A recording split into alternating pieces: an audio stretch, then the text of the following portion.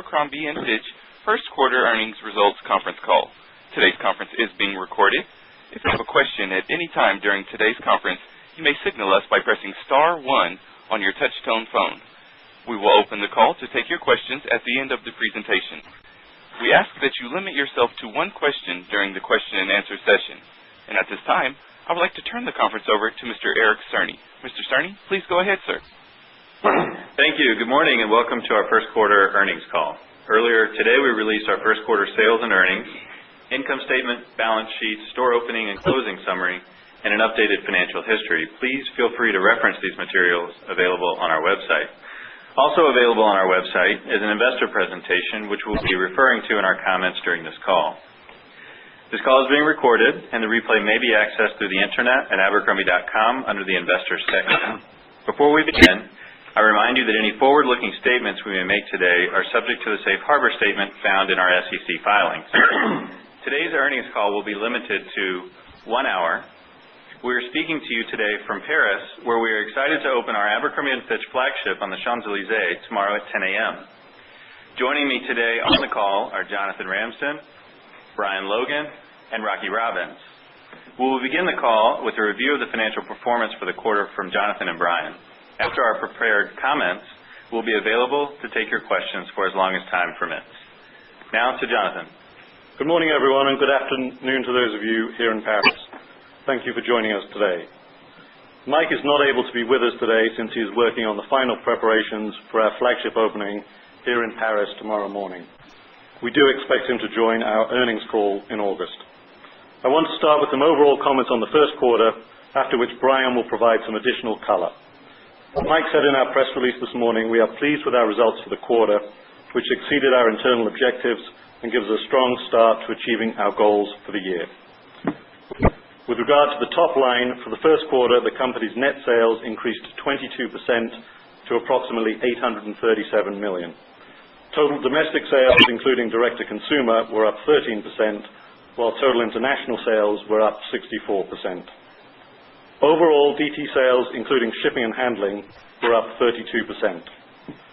Comparable store sales were up 10% for the quarter, with Europe the strongest region. Our gross margin rate for the quarter was 65%, representing a 230 basis points improvement from last year's gross margin rate of 62.7%. AUR was approximately flat for the quarter, with the benefit in gross margin being driven primarily by a lower average unit cost, favorable international mix, including foreign currency impact, and other gross margin items such as a freight benefit. Our operating income for the quarter was $38.7 million versus a loss of $18.7 million a year ago. Operating margin increased 730 basis points, of which 230 basis points was due to gross margin and 500 basis points was due to expense leverage. A summary of our operating expenses for the quarter is on page 5 of the investor presentation. MG&A for the quarter was $107.7 million, up 11% versus last year's expense of $96.6 million. The increase was due to increases in comp and benefits, marketing, and other expense. MG&A for the quarter included equity and incentive comp of $14.4 million versus $10.4 million last year. Stores and distribution expense of approximately $399 million for the quarter included store occupancy costs of approximately $167 million. All other stores and distribution expense represented 27.7% of sales, somewhat better than projected at the beginning of the quarter. As indicated at the beginning of the quarter, these expenses also included approximately $4 million of additional depreciation related to our DC consolidation. Turning to the balance sheet, we ended the quarter with total inventory at cost up 13% versus a year ago, or up 7% excluding in transit. We ended the quarter with approximately $742 million in cash and cash equivalents compared to approximately $591 million last year. During the quarter, we repurchased approximately 429,000 shares at an average cost of $59.40, bringing our total repurchases over the last 3 quarters to approximately 2 million shares at an average cost of $50.55. Turning to the outlook for the second quarter and referencing page 9 of the investor presentation, we are targeting mid-single-digit same-store sales growth for the quarter, and expect this to be augmented by continued strong growth from non-comp stores and DTC. We continue to expect the gross margin rate for the spring season as a whole, comprising the first and second quarters, to be approximately flat to slightly up compared to last year, meaning that the second quarter gross margin rate will be down. We expect significantly less expense leverage in Q2 than in the first quarter. Store occupancy costs for the second quarter are expected to be in the mid-170 millions. All other stores and distribution costs are expected to modestly delever compared to last year, including the effect of pre-opening costs, DTC investments, and additional depreciation due to the DC consolidation. MG&A for the second quarter is expected to increase by a mid-teen percentage, with the primary components of the increase being incentive and equity compensation and marketing costs, including a timing shift. We expect the MG&A growth rate to moderate significantly in the second half of the year. Looking out to the full year, our plans for store opening and closures are in line with our prior guidance. We continue to anticipate opening 5 international A&F flagship locations, as well as up to 40 international Hollister stores, primarily in the latter part of the year. We continue to expect to close approximately 50 U.S. stores during the fiscal year. Fiscal 2011 total capital expenditures are now expected to be approximately $350 million. I would now like to turn the call over to Brian to provide some further details on our sales performance. In addition, Brian is going to take a few minutes to walk through the section in our investor presentation on accounting for share-based compensation. As many of you are aware, we are requesting approval of a new long-term incentive plan at our annual shareholder meeting next month. Approval of that plan will significantly mitigate the likelihood that we will be required to adopt liability accounting, which, were it to be required, could result in some potentially significant volatility in our quarterly charges for compensation expense. Now to Brian. Thanks, Jonathan, and good morning to everyone. As reported, first quarter net sales increased 22% to $836.7 million, and comp store sales increased 10%. By brand, Abercrombie Fitch comp store sales increased 8%, Abercrombie Kids comp store sales increased 11%, and Hollister comp store sales increased 11%. Across all brands for the quarter, both the male and female businesses' comp sales were approximately in line with the total company trend. From a merchandise classification standpoint across all brands, for the quarter, stronger performing categories included male woven shirts, knit tops, and fleece, and female sweaters, wovens, and knit tops. During the quarter, we opened 2 new Hollister stores in Germany. We ended the quarter with a total of 1,071 stores, which includes 316 Abercrombie & Fitch, 181 Abercrombie Kids, 502 Hollister, and 18 Gilly Hicks in the U.S., and 9 Abercrombie & Fitch, 4 Abercrombie Kids, 40 Hollister, and 1 Gilly Hicks internationally. As Jonathan mentioned, I also want to take a few minutes to walk through the section in our investor presentation dealing with accounting for share-based compensation. The information I will cover is included as an appendix in our investor presentation. This information is also in our definitive proxy, which became effective on Monday evening. We'll be reaching out to many of our shareholders over the coming weeks leading up to our 2011 annual shareholder meeting on June 16th, and thought it appropriate to highlight issues associated with the company's long-term incentive plan, especially the potential for liability accounting, and the steps we would like to take to mitigate that possibility. With regard to the long-term incentive plan, currently, we grant equity awards to our associates and non-associate directors from 2 shareholder-approved equity compensation plans, the 2005 long-term incentive plan and the 2007 long-term incentive plan. As of April 30th, 2011, approximately 2.1 million shares remain available for grant under new awards, but due to the plan's net share counting formula, the number of shares available for issuance can fluctuate depending upon, among other things, new awards granted, award forfeitures and cancellations, and changes in the intrinsic value of stock appreciation rights due to stock price fluctuation. In the event that the shares available as measured at each quarter end would ever go into a deficit position on a net basis in either plan, meaning there would be not sufficient funds available to settle all outstanding awards in shares of common stock, we would be required to designate some portion of the outstanding awards to be settled in cash in order to eliminate the deficit. Under this scenario, those awards designated to be settled in cash would lose the accounting treatment provided by equity classification and would require liability classification. The classification of stock-based compensation as either equity or liability affects whether the measurement of an award's fair value is fixed on the grant date or whether it is remeasured each reporting period until the award is settled. As you know, fair value is an estimate of the award's value to the holder upon exercise or vesting and is the cost the company recognizes for granting the award. We estimate fair value for stock options and stock appreciation rights using the Black-Scholes option pricing model, which includes inputs for market price and exercise price and requires us to estimate remaining expected term of the award and the expected stock price volatility over the expected remaining term, among other things. In the case of restricted stock units, we calculate the fair value using market price adjusted for anticipated dividend payments over the award's remaining vesting period.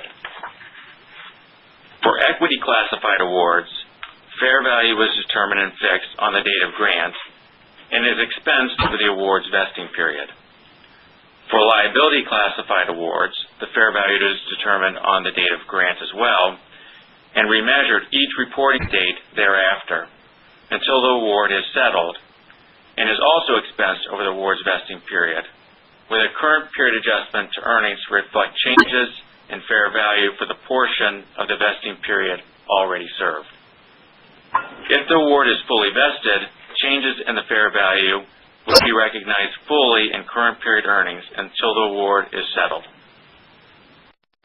Because of this remeasurement feature, liability classified awards have the potential to create significant earnings volatility and could have an adverse impact on our financial position, results of operation, and cash flows from operations. Hypothetically speaking, as illustrated on page 16 of the investor presentation, if awards with 1 million gross underlying shares were to be reclassified as liability, and the fair value measurement of those awards were to increase by $10 per share, with 40% of the vesting period having been served, the company would incur an incremental charge of $4 million in the current period, and an additional charge of $6 million over the remaining vesting period of the awards. A more detailed example for the accounting treatment for awards that are reclassified from equity to liability can be found in the Financial Accounting Standards Board's Accounting Standards Codification 718-20-55-123 through 133. In order to significantly mitigate the potential for liability accounting, we will be asking our shareholders to authorize an additional 3 million shares under the amended and restated 2007 LTIP at our 2011 shareholder meeting, with the goal of having sufficient shares available to allow us to continue to grant equity awards to associates and to avoid liability accounting. This concludes our prepared comments section of the call. We are now available to take your questions. Thank you. The question and answer session is conducted electronically. If you'd like to ask a question at this time, you may do so by pressing the star key followed by the digit 1 on your touch-tone telephone. Again, that's star 1 if you have a question at this time. We do ask that you limit yourself to one question during the question and answer session. We'll take our first question from Michelle Tan with Goldman Sachs. Great, thanks. Hey, guys. I was wondering if you could talk a little bit more about the AUC being down in the quarter. It's obviously pretty unusual versus what we've heard from some of your peers. And I was curious if there's strategies that are driving that can help you mitigate some magnitude of the cost pressures going forward, or is it really more a question of the timing of your inventory buys relative to your sales? Hey, Michelle. Yeah, I think it's really primarily a question of the timing. We've been saying, I think, going back several months, that we expected good costing in the first quarter and significant or meaningful year-over-year unit cost reductions. And then as we got into the second quarter, that was when we were starting to see the significant cost escalations partway through the second quarter. So I think it's a function of when we locked in this pricing, which was on average probably 6 months or so ago, when we were able to get better costing, and then obviously since then the cotton prices have escalated, and that's certainly going to impact us as we get through the second quarter and beyond. But at the point at which we locked in the first quarter, that was much less of an issue than it is today. And we'll take our next question from Paul Ridgway with Nomura Securities. Guys, Jonathan, just on the $50 million increase to CapEx for the year, just wondering if that's higher costs on planned projects or are there some new projects in there? And also just wondering if you guys have done any analysis around the closed stores in the U.S. Have you seen any evidence that in nearby stores you might be outperforming the rest of the chain on a comp basis, maybe helped by sales transfer? Thanks. Sure. Hey, Paul. I guess on the first part of the question, no, none of it is attributable to overruns on existing projects. One piece of the increase is currency relative to the budgeted rates, which have taken up the foreign currency denominated component of that CapEx fairly significantly since even February. Then there are some timing shifts of some of the flagship stores and a firming up of our plans for the Hollister stores, and I guess somewhat increasing expectation as to the number of those stores that we would actually open during the year. So I think that they're the primary factors. On the second question about closed stores, it's something we're continuing to look at. We've never modeled in any significant benefit from transfer of business from the closed stores. Those stores have typically now been closed for a quarter. We do have some data. I think it's still fairly preliminary. I don't think we have ever expected, and the signs of this stage would indicate that it's not going to be a very significant effect, but we will pick up some modest transfer of business as those stores close. And it varies store by store depending on the proximity of other stores, among other things.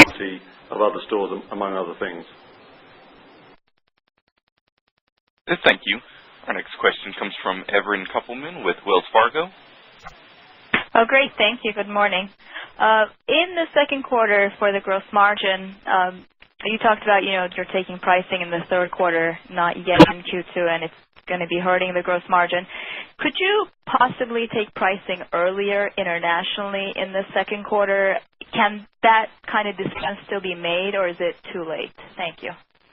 Hey, Auburn. Theoretically, we can make that decision pretty late in the game, because ultimately we could even reticket in the DC if we were ever to decide to do that. I think at this stage it's highly unlikely that we're going to change our plan to make this effective going into essentially the beginning of the third quarter.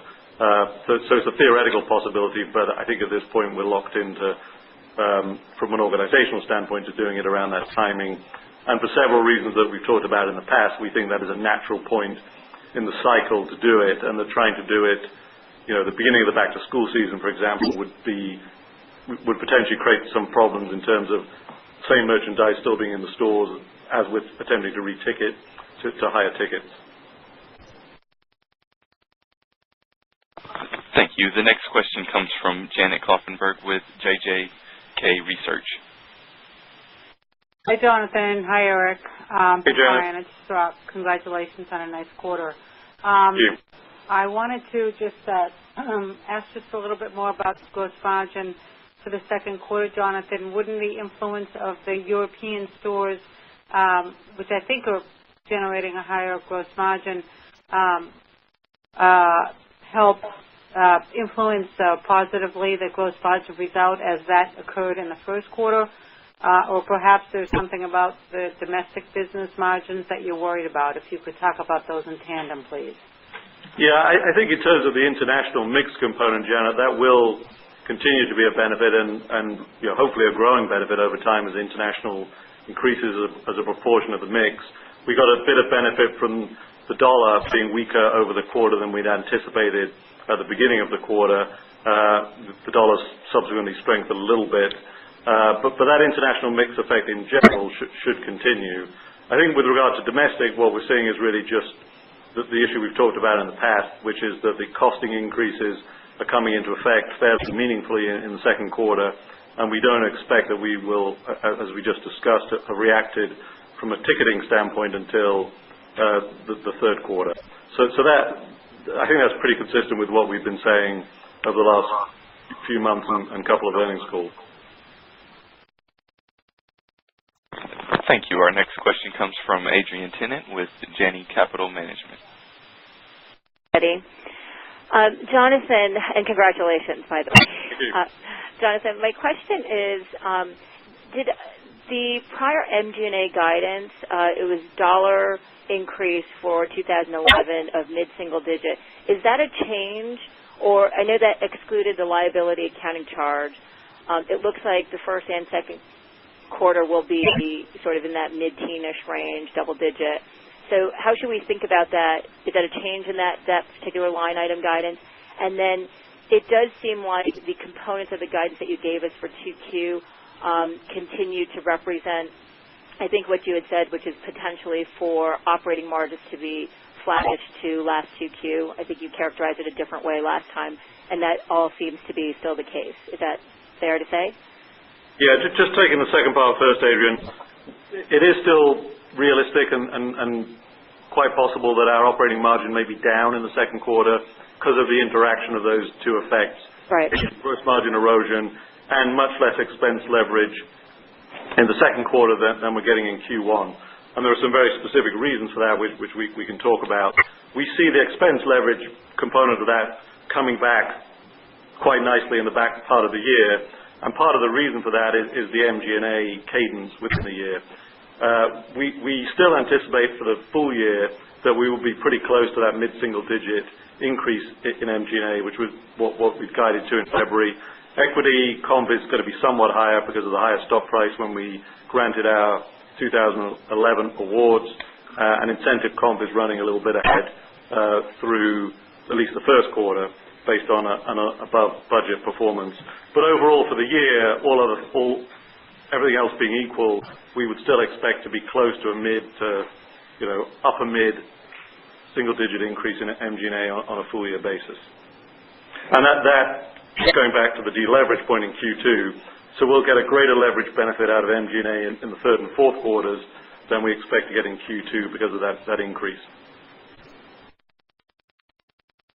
Thank you. Our next question comes from Kimberly Greenberger with Morgan Stanley. Oh, great. Thanks. Good morning. Nice quarter. Thanks, Kimberly. Jonathan, I'm hoping you can dig a little bit into the gross margin. At this point in time, you've bought probably most of the product for third and fourth quarter. If you could help us understand just the magnitude of the cost increases that you're seeing there, and if there's any way to help us understand the magnitude of the benefit from the mix shift to international here in Q1, just so that we can have a benchmark as we work our way through the rest of the year. That would be helpful. Thanks. Sure. Hey, Kimberly, I guess on the first part, we'd said going back to February, and I think probably even earlier, that we were talking about double-digit increases for the fall season, and that remains our expectation. We haven't been more specific on that. We are getting closer and closer to it being fully baked at this point, but we're still not entirely done with locking in for the fall season. but certainly double digits. The second part of the question in terms of mix shift, we haven't, I think, traditionally broken that out in any great level of detail, and one of the general topics we're looking at the moment is to think about how we talk about the domestic and international business going forward, since there are clearly different dynamics in each, and even when it comes to something like AUR, we report an overall combined AUR change, which, as we look at it, becomes somewhat less meaningful over time because it's a mix of so many different things. So I think that's something we're going to look to try and do going forward to give more color on as well as sales on the gross margin and potentially other line items for international versus domestic. I think one way you can look at it is to look at the premiums we're charging internationally. relative to what we're charging domestically, and then clearly the AUR is further helped by the fact that we don't have any promotions internationally relative to the domestic business.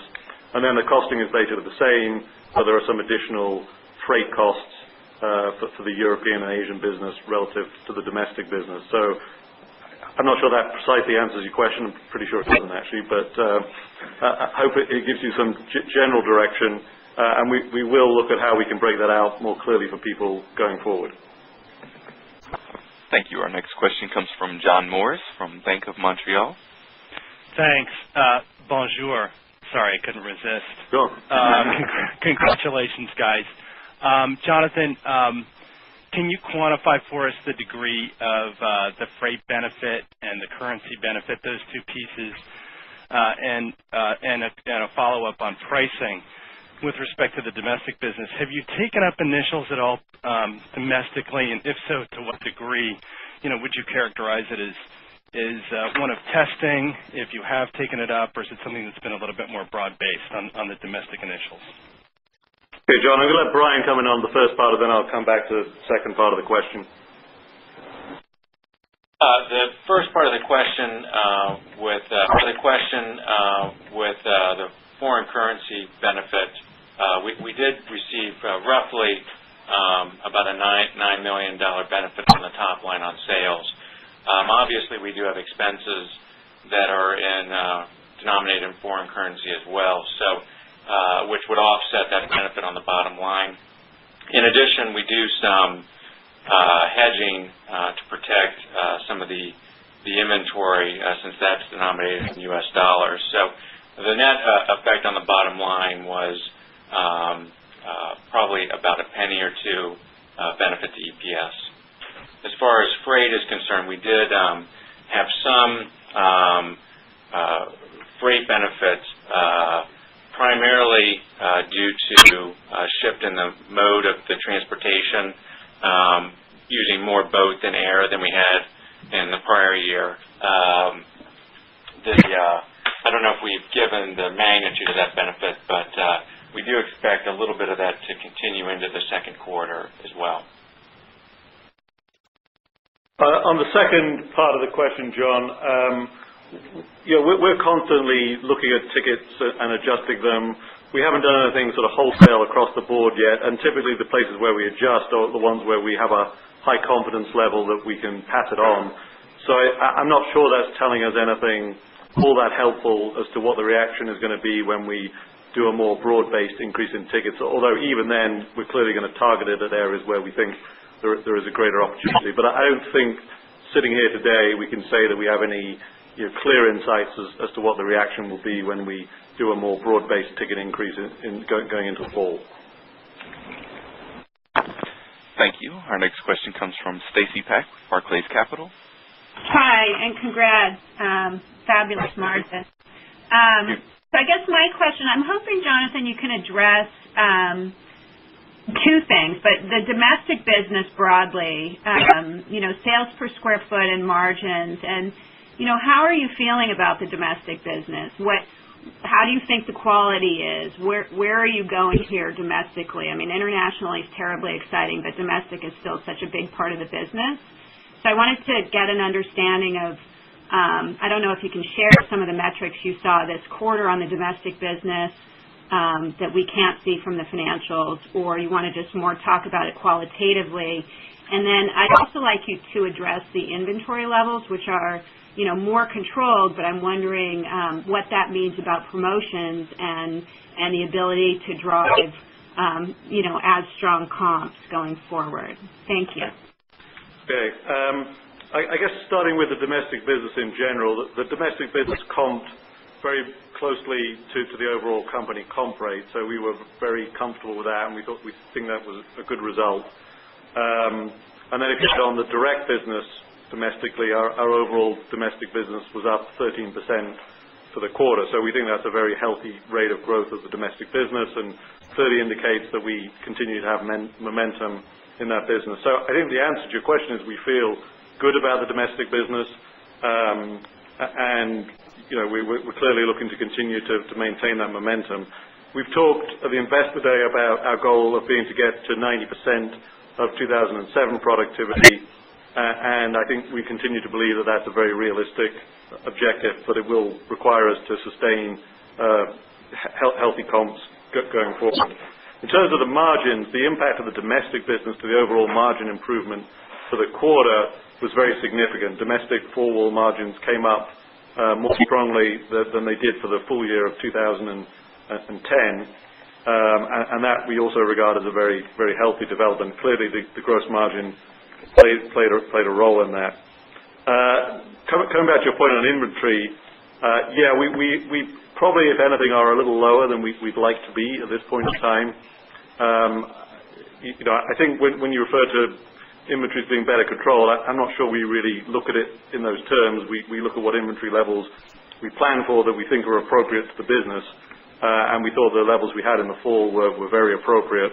So I don't think it's a question of control, but we are a little lighter on inventory today relative to the sales trend than we've been, and we'd probably be more comfortable if we had a little more inventory coming into the second quarter.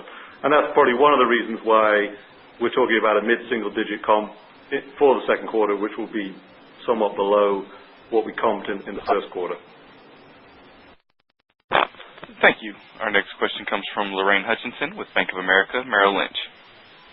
Thank you. Good morning, guys. As you think about inventory going into the second quarter, how are you planning units versus dollars? And also, can you chase into some of the product that you need for the second quarter? Hey, Lorraine, it's getting pretty late to chase into anything for the second quarter. We generally are not being specific about units going forward, or really sort of more broadly inventory levels at this point, and certainly not for the fall season. But to your underlying question, in general, we're certainly interested in having capacity to chase and to get into things that we feel very confident about, and we are looking at ways that we can preserve more of ability to chase going forward than we perhaps had the last couple of quarters. Thank you. Our next question comes from Dana Telsey with Telsey Advisory Group. Good morning, everyone, and congratulations. Thanks, Dana.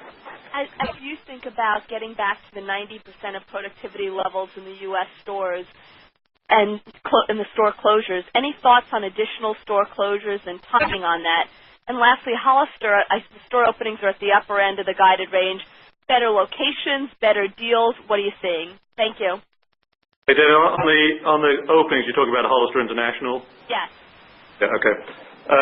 So just taking that part first, I think we came into the year with talking about 30 to 40 openings, and I think we're increasingly confident that we're going to be at the upper end of that range as we've solidified plans for the year. It is going to skew heavily to the third and fourth quarters, and that's one of the factors that's driving the pre-opening costs up in the second quarter. So I think as the year's gone on, or even as the last 3 months have gone by, we've grown in confidence in our ability to get close to the upper end of that range for the Hollister stores. In terms of domestic store closures, we still anticipate approximately 50 this year. We haven't talked specifically beyond that, but it is something that is very much on the radar screen as to how aggressive we want to be, and we continue to review the economics of the lower-end stores. But one of the things we clearly saw this quarter was that some of those lower-end chain stores that had declined quite significantly came back quite strongly in terms of margins as well as in productivity. But having said all of that, our mindset remains to be more on the aggressive end of the spectrum, and we would certainly expect there to be healthy numbers of closures in 2012, 2013, and beyond. Thank you. Our next question comes from Jeff Kleinfelter with Piper Jaffray. Yes, thank you. Congratulations, guys, on a great start to the year.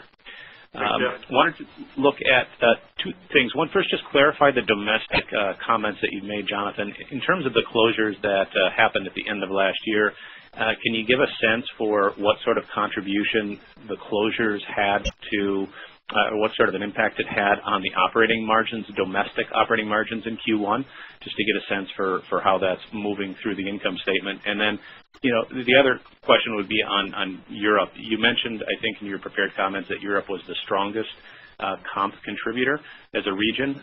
Just how many comp store sales, remind us, are actually in the base now from Europe, and any differences across those markets? Because we've been hearing mixed results. The UK being a little light of expectations given the increase in the VAT tax. Okay. Just coming back to the domestic closures, we haven't been specific about the margin impact of that. But as you know, we talked in the past about those stores, the 65 or so we closed, averaging about $1 million in volume and roughly breaking even or having flat EBITDA across those stores. So using those kind of metrics, I think you can get a sense of the margin impact. And Brian, I think, is going to add some color on that in a second. Coming to the Europe comp stores, Europe did comp above the company rate. And in terms of the number of stores we have in the comp base, I think Brian is also digging that out, so we'll give you that in a second. But clearly, it's a more and more meaningful number now in the UK in particular, and we have stores in Italy and Germany also now comping. Within the overall comp rate, Japan, not surprisingly, given everything that happened during the quarter, had fairly significant negative comps. So in terms of looking at the international as a whole, that brought down the overall international comp rate somewhat. And then just one other factor on comps that we haven't touched on. The A&F store on Fifth Avenue was closed due to a fire during the quarter, so combined effect of that and Ginza probably knocked a point to a point and a half off the A&F comp rate for the quarter between them. So I think Brian may have some of those other pieces that you were looking for, Jeff.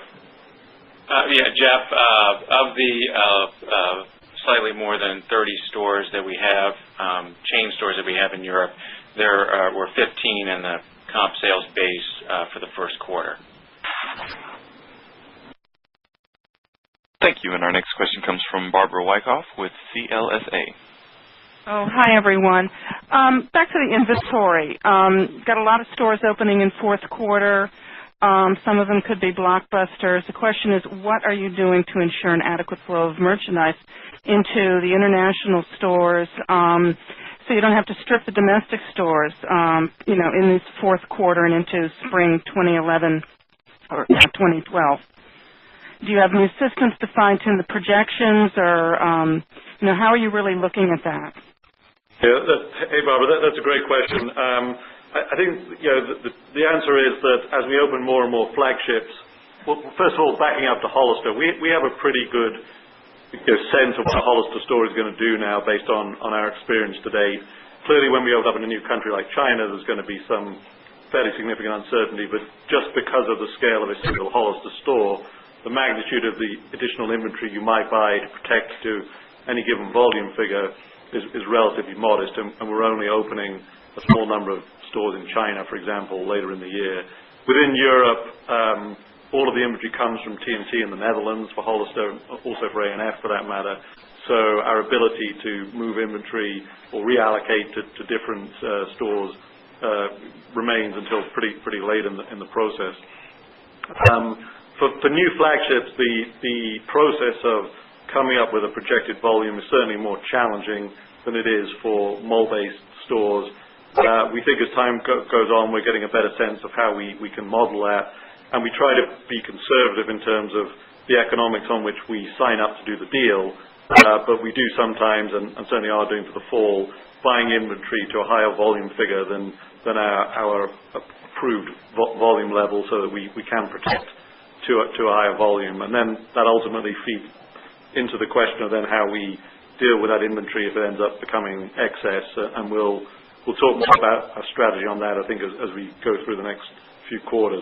So I think that the short answer is we don't know for certain, particularly when you open up in a brand new market, but we think we're getting better at it, and to your point, we absolutely want to make sure we have inventory to support those stores when they open. Thank you. Our next question comes from Randy Konik with Jeffries. Can you guys hear me? Hey, Randy. Hey, sorry, I got some cell phone problems over here in France, right? But anyway, I guess a question on I'm here.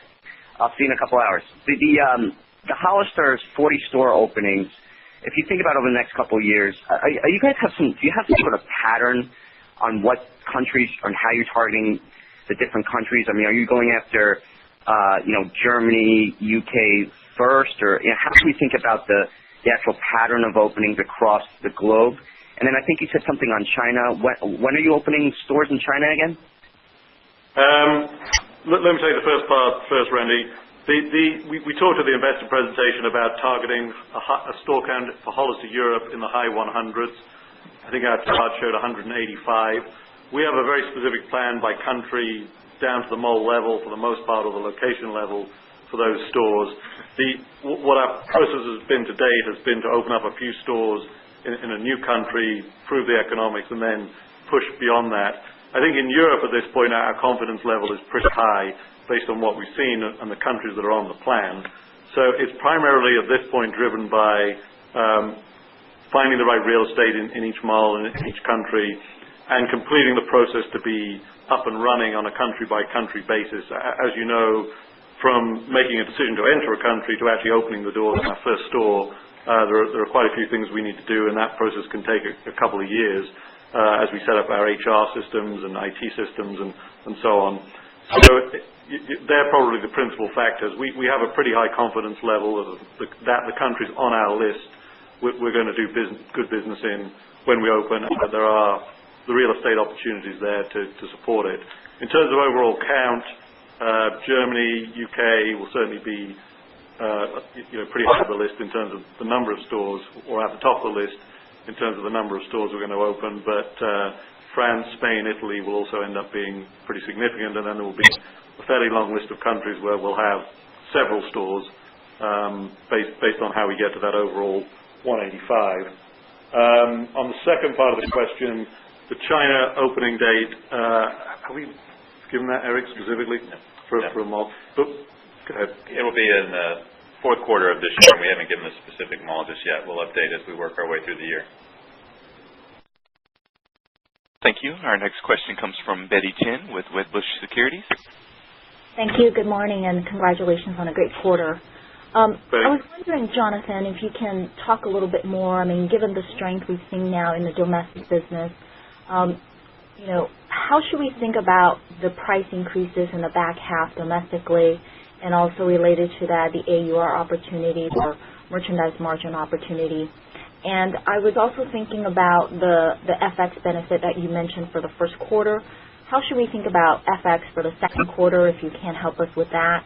And then just lastly, the inventory comment that you made about being a little bit light going to Q2, is that more specifically for the domestic market, or do you feel that way for the international stores as well? Thanks. Thanks, Betty. I'm going to have Brian come in on the FX for the second quarter, and then I'll come back to the other points. Did you have that, Brian?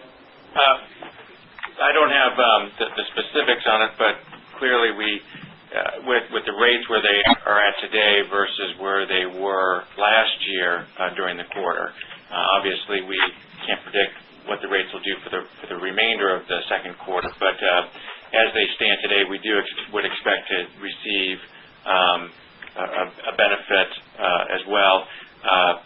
Keep in mind, we do some hedging, as I mentioned, so some of that benefit is offset by some of the hedging that we do.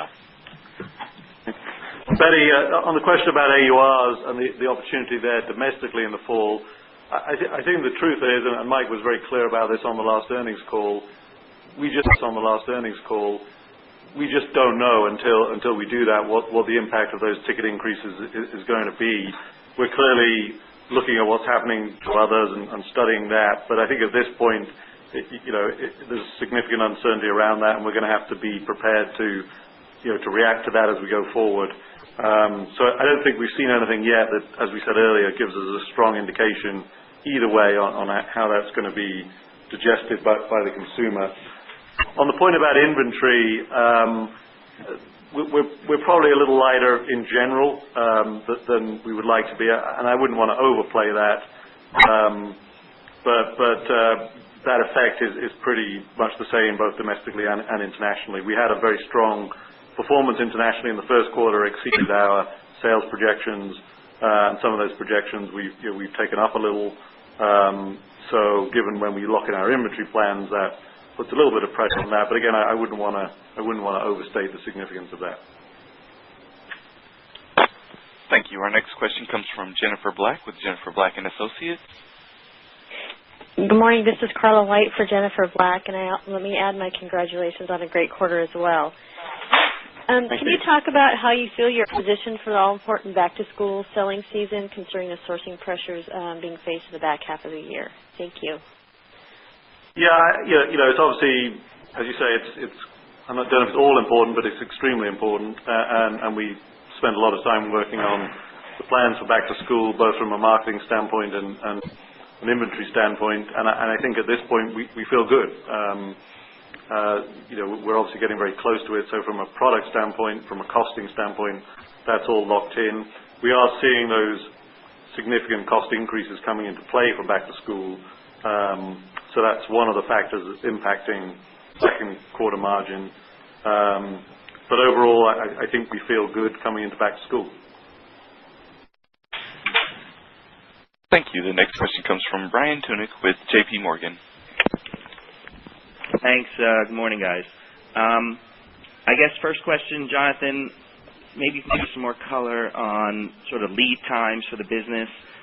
Talk about maybe what month or season you guys are working on. Cotton is now down, I think, like 25% since you took away that 15% EBIT margin goal, I think, at the Analyst Day. And just wondering, if you think, as cotton has come down, helps AUCs as we move into next year, could that help put that 15% EBIT margin target on the table? And then the second question is really on the competitive landscape.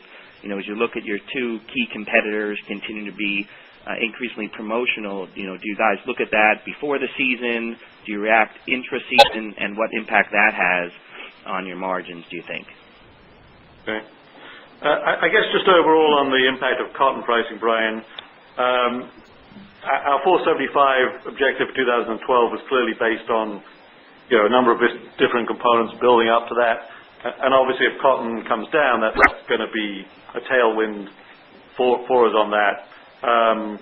But likely some of the things will move in another direction, and we don't know what's going to happen with pricing. So I think at any given point in time, there are lots of different moving parts. We still believe that 475 is a realistic objective for 2012, and certainly cotton coming down will help towards that. In terms of lead times, we're typically about 6 months out in terms of substantial elements of what we're locking into. And then I guess your last question was, I'm not sure I fully digested it. Do we look at competitors being promotional, and how do we respond to that? Exactly. Yeah, well, we do. We are certainly mindful of what our competitors are doing. As we come into a quarter or a season, we have a very specific plan of the promotions in the domestic business that we expect to execute. And we have some flexibility in that plan, but anything that involves in-store marketing, for example, we need to lock in at least several weeks in advance in terms of ordering the marketing and getting it to the stores. Things that are electronic only, email type promotions, we can clearly do on a much shorter lead time. But for the most part, we have a very specific plan now, certainly through back to school, that we expect to execute against. There are some abilities to adjust that as we go. Typically, we don't adjust that based on specific promotions that our competitors are running. We adjust it more based on how we see our business trending relative to what our objectives are for the quarter. But generally speaking, those inter-quarter adjustments are not all that significant. Thank you. Our next question comes from Dorothy Lightner with Caris & Company. Thanks. Good morning, everyone. Hey, Dorothy. Just I guess a housekeeping question. If you could give us a little bit more color on how the international Hollister openings break out between third quarter or fourth quarter, because obviously For the flagships, it's fourth quarter except for the Paris opening. And then if you could give us a little bit more color on how Gilly Hicks is performing with respect to both sales and margin. Thanks. I'm going to let Brian take Gilly in a second, and I'll deal with the first part. The split of the Hollister openings for the second half of the year skews slightly to the third quarter relative to the fourth. And again, that comes back to this pre-opening cost issue in the second quarter, that we start to pick up meaningful pre-opening costs for those Hollister stores as well as the flagship stores that are coming later in the year. So they skew between the third and fourth. They skew slightly to the third. Brian, can you pick up the Gilly piece? Sure. On the Gilly piece, the comp store sales for Gilly for the quarter were just under 30%. So we had a nice increase in sales. In addition, the store that we opened in the UK is performing quite well. The margins are still quite low on Gilly. Primarily, we still don't have that base level of stores that we would need to achieve some of the economies of scale, and we don't have as many of the new smaller square foot stores in that base. So hopefully that gives you some color on Gilly.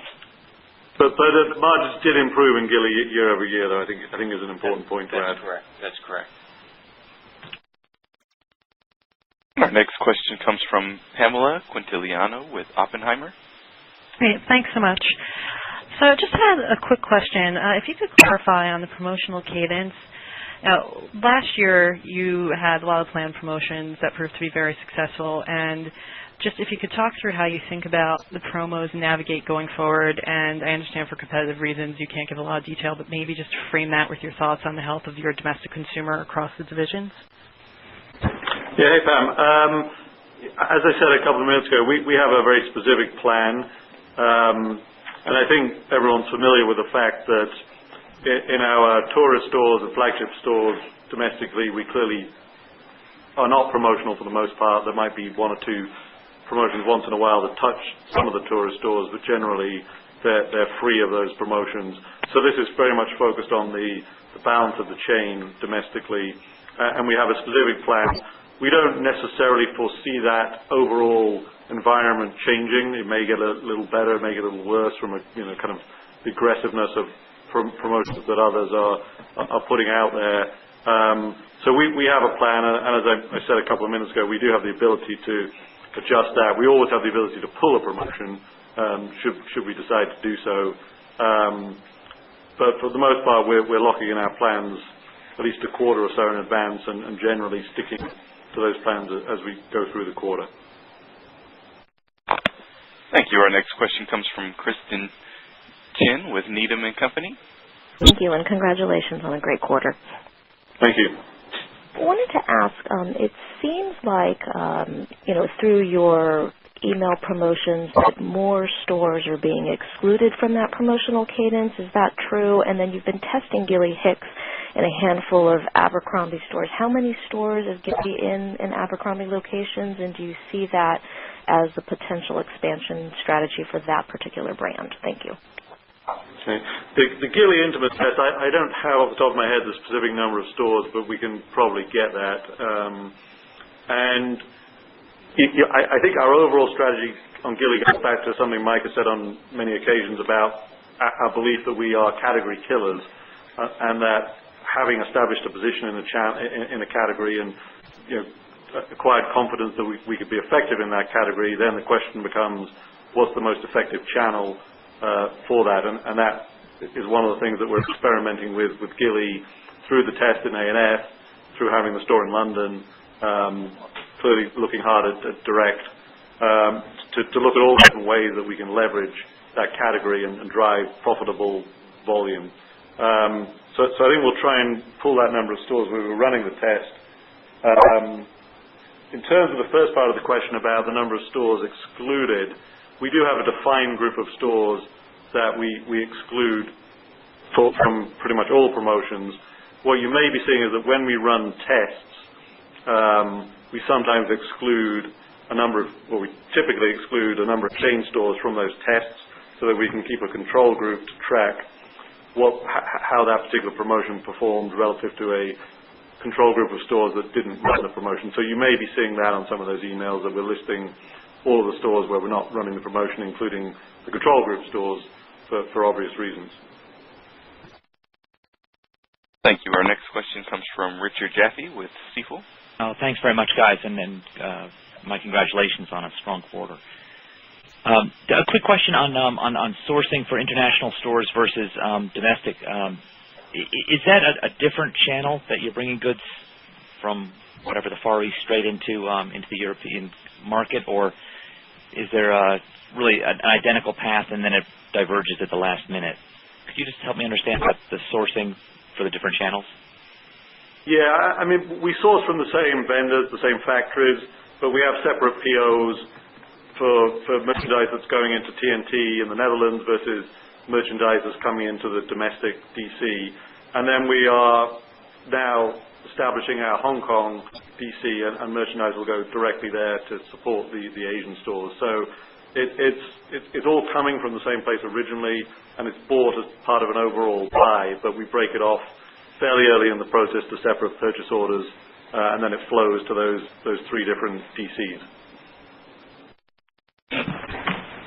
Thank you. Our next question comes from Jeff Black with Citigroup.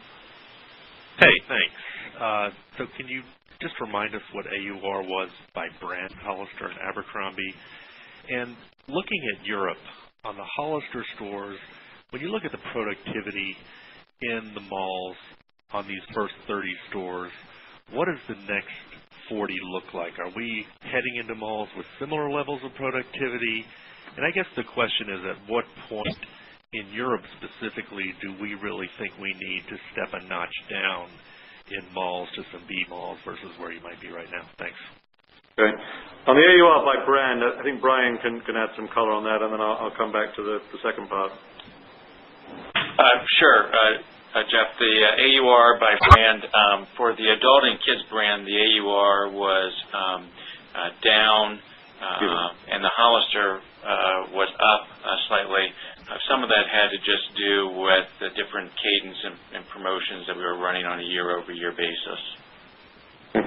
On the other part of your question, Jeff, the stores we have open today in Europe are averaging, we talked about in the past, around about 12 million, actually slightly higher today based on where the US dollar is. In terms of the 1.5 billion we talked about at the Investor Day as being the 2015 goal on the 185 stores, that equates to an average of closer to 8 million. So we're clearly building into that the expectation that what we're seeing today in terms of average productivity will come down over time. And we believe overall that 1.5 billion for 185 stores is therefore not by any means an aggressive assumption based on that store count. But the answer, therefore, to your question is yes, we do anticipate that the average volume will come down. It won't necessarily be linear. We're doing very healthy volumes in Germany, for example. Spanish volumes, while they're ahead of our projection, are lower in absolute terms. And then there are other countries which will track closer to one or other of those reference points as we open into them.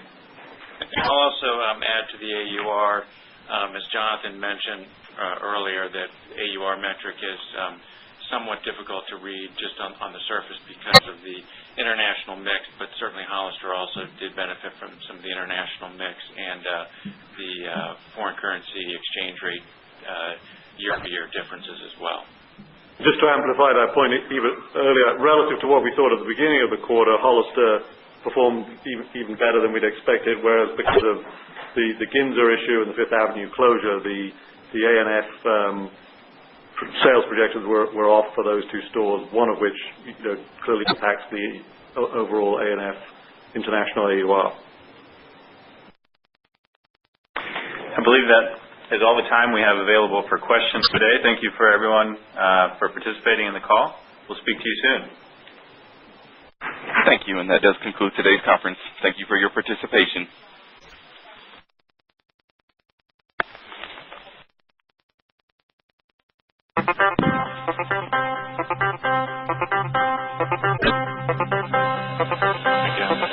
did my best to notice, but when the call came down the line, up to the platform of surrender, I was broad, but I was kind.